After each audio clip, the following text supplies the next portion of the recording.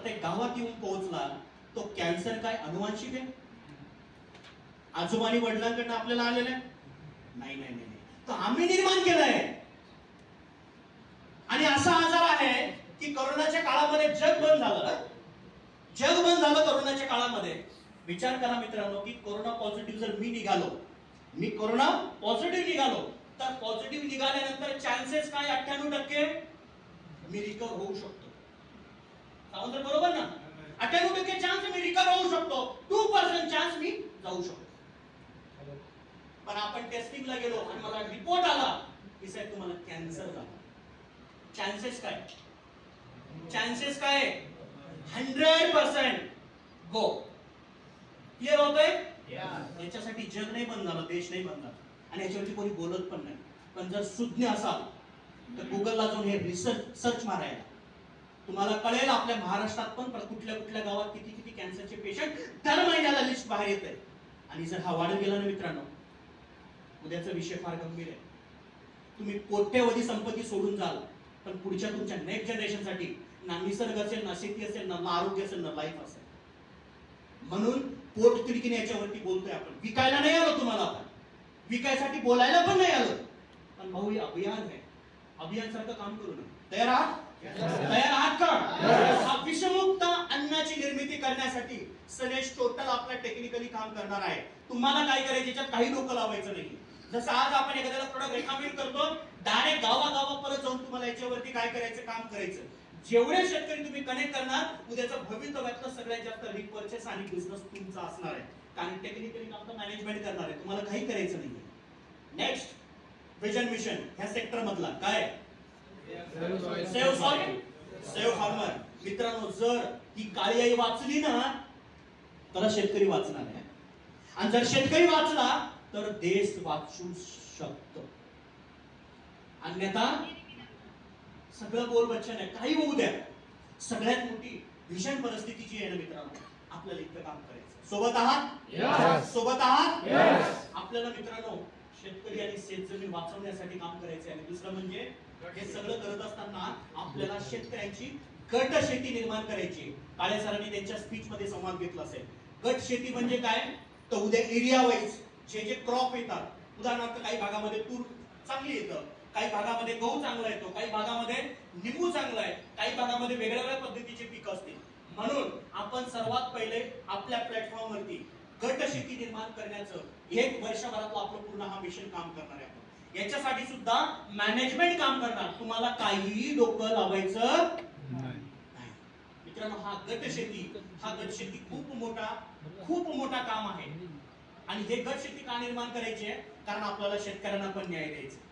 आज या गट शेतीच्या माध्यमातून आपण त्यांची गट शेती करून त्यांना धीरे धीरे आपण 3-4 वर्षामध्ये ऑर्गॅनिक कडे कन्वर्ट करणार, आपल्या प्रोडक्ट वरती कन्वर्ट करणार, जमिनीला नैसर्गिकतेचं रूप देण्याचा प्रयत्न करणार. आणि या 3-4 वर्षामध्ये जे काही कडधान्य तो पिकवेल, म्हणजे गहू, ज्वारी, बाजरी, तांदूळ, कडधान्य, भाजीपाल्यात आपण उतरणार नाहीये, तर त्यांना ऑर्गॅनिकचं सर्टिफिकेशन सुद्धा टेक्निकली टोटली सपोर्ट आपली मॅनेजमेंट टीम करणार. त्यांनी फक्त काय करायचं, गट निर्माण झाला, 50 लोक 100 लोक कोण गटामध्ये असतील, त्याची जी काही गव्हर्नमेंटची फीज असेल ती फीज कंप्लीट करणे, बाकी टेक्निकली आणि टोटल गाईडलाईन सपोर्ट हा आपला मॅनेजमेंटचा रोल असणार आहे. नेक्स्ट, यामध्ये आपण जर बघितलं तर 300-350 प्रोडक्टची टोटल सनेची बास्केट आहे. आज जर बघितलं तर मी XYZ बऱ्याचशा मार्केटला कंपन्या बघतोय. काही कंपनी हेल्थ वरती बोलतात, काही कंपनी स्पेशल ऍग्रीकल्चर वरतीच काम करतात. आणि ऍग्रीकल्चर वरती काम करत असताना त्यांना जर म्हटलं मला हेल्थचा हा इश्यू आहे, तुमच्याकडे काही आहे का? तर आमच्याकडे काय, आम्ही फक्त ऍग्री वरती काम करतो. एखादी कंपनी म्हणतं तुमचा वेट करायचं, वेट वाढवायचं, वेट लॉस करायचं, काय करायचं ते, मग त्यांना जर म्हटलं ऍग्रीकल्चर, नाही आमच्याकडे ते नाहीये, आम्ही फक्त हेल्थ वरती काम करतो. ही भारतातली एकमेव कंपनी आहे. फक्त घरातला प्रॉब्लेम विचारायचा, सांग भाऊ प्रॉब्लेम काय. आणि या 9 डिव्हिजन मध्ये आपण काम करतो, त्याच्यातला पहिला डिव्हिजन आहे आयुर्वेद. आयुर्वेदचा ब्रँड आपला रजिस्टर. या आयुर्वेद मध्ये आपले नाही म्हटले तर 70 प्रोडक्ट आहे, ज्यामध्ये अकाई सोनापासून तुम्हाला सगळे फूड सप्लिमेंटरी प्रोडक्ट मिळतील. दुसरा डिव्हिजन जर बघितलं आपला तर फूड एज. फूड एज मध्ये आपण सगळे ऑर्गॅनिकचे जे बनवलेले केमिकल फ्रीचे प्रोडक्ट आपण फूड एज मध्ये आणणार आहे. मसाले, यामध्ये तुम्हाला बरेचसे प्रोडक्ट आहेत. त्याच्यानंतर रिअल एज, त्याच्यानंतर वेट एज, त्याच्यानंतर ब्युटी एज, त्याच्यानंतर एक्स एज, त्याच्यानंतर वोग एज, त्याच्यानंतर एथिकल एज. आणि त्याच्यानंतर सगळ्यात मोठा पार्ट असणारा division organic age.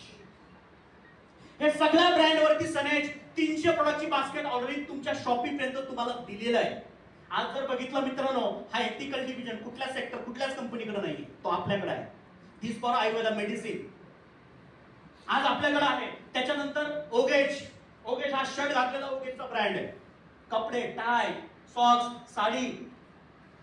In future मध्ये खूप मोठे प्लॅनिंग असेल मित्रांनो. ह्या 9 डिव्हिजन मध्ये 9 सेक्टर मध्ये पाहिजे त्या लेवलला काम करणारे आपलं ऑर्गनायझेशन.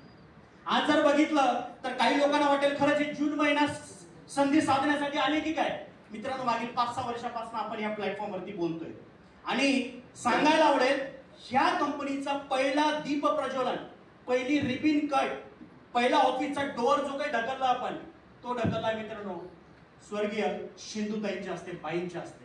आणि माईचं प्रेम काय होता, माईचे काय म्हणजे आमचे संवाद चालायची. ही कंपनी काढण्याच्या वेळेस पण आपण माईला संवाद करून केलं, म्हणजे एवढे रिलेशन्स होते. म्हणून कुठलाही अॅन्युअल फंक्शन असताना कुठलाही सेलिब्रिटी नसायचं, पण माई असायची. आज माई आपल्यात नाहीये, पण तुम्हाला अगदी अंतर्मनातनं बोलतो, माई जिथं कुठं असतील आपल्याला बघत असतील, या परिवाराचं काम बघून ते कधी पण खुश आणि आनंदी असतील. एवढं सुंदर काम करणार आहे. आपण समाजाला भडकावण्याचं कामच करणार नाहीये.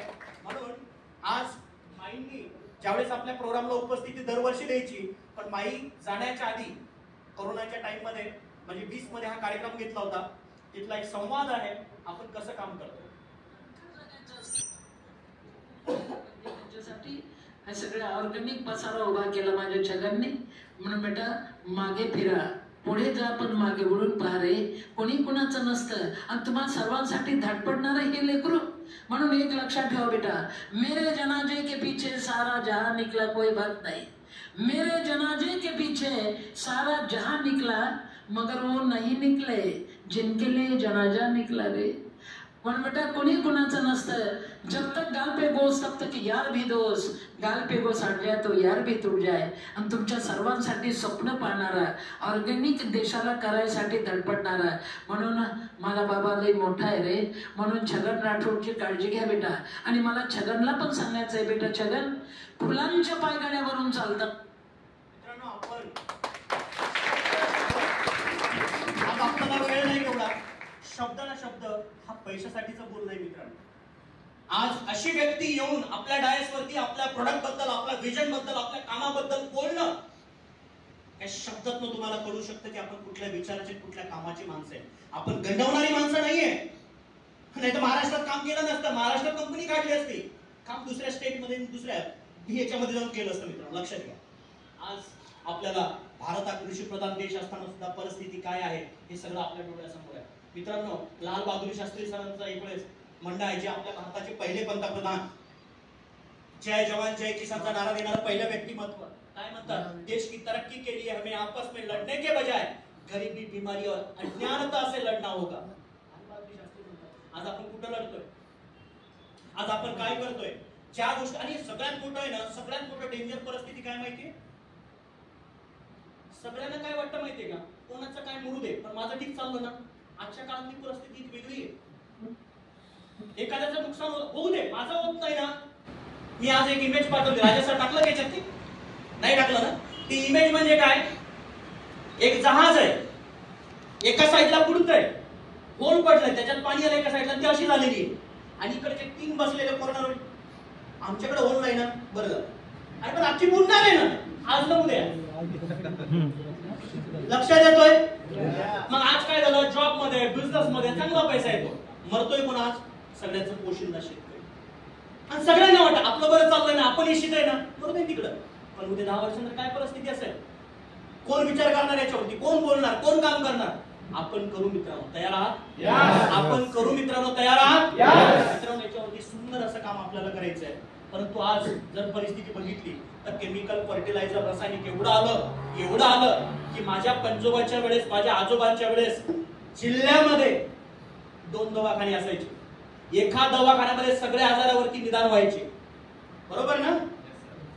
हॅलो, गर्दी किती असायची, कमी, मोजके, काही नाही, वेटिंग फिटिंग काही नव्हतं, बुकिंग पण नव्हतं.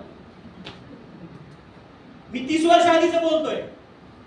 30 वर्षानंतर 2024 मध्ये ह्याच नाशिक मध्ये गल्ली गल्ली रोडवरती 5 मजली इमारत क्लिनिक हॉस्पिटल आहे की नाही? एक क्लिनिक, एक डिसीजचं स्पेशल हॉस्पिटल आहे. डोळ्यांचं स्पेशल, हार्टचं स्पेशल, किडनीचं स्पेशल. आधी असं नव्हतं, एकच सगळं काय. आता स्पेशल असून पण गल्ली गल्ली रोडवरती क्लिनिक झाले, 5-5 मजली झाले. मग गर्दी कमी व्हायला पाहिजे, वाढायला पाहिजे? आपण बुद्धिमान आहे, बोला ना. कमी व्हायला पाहिजे. मग आता परिस्थिती काय म्हणतं? कमी झालेली की वाढलेली? कुठलाही हॉस्पिटल बघा ते मध्ये बेडच नाही. का माहितीये? हा जो केलाय ना आपण कार्यक्रम, हा कार्यक्रम काय करतो माहितीये?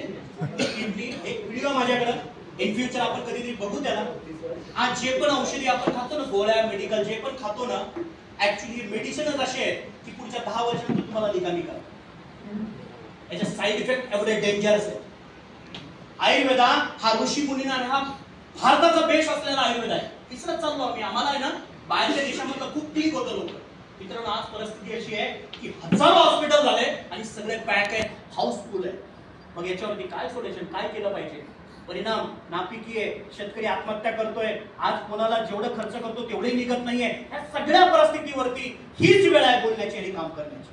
मान्य करताय? जर आज नाही जागृत झालो आपण किंवा लोकांना जागृत नाही केलं, नाही याच्यावरती काम केलं तर परिस्थिती फार वाईट आहे. म्हणून काळे सर म्हणतात, sir right timing, right industry entry. Agriculture industry म्हणतोय आम्ही, तुम्ही काही म्हणा. ऍग्रिकल्चर एक मोठी इंडस्ट्री आहे.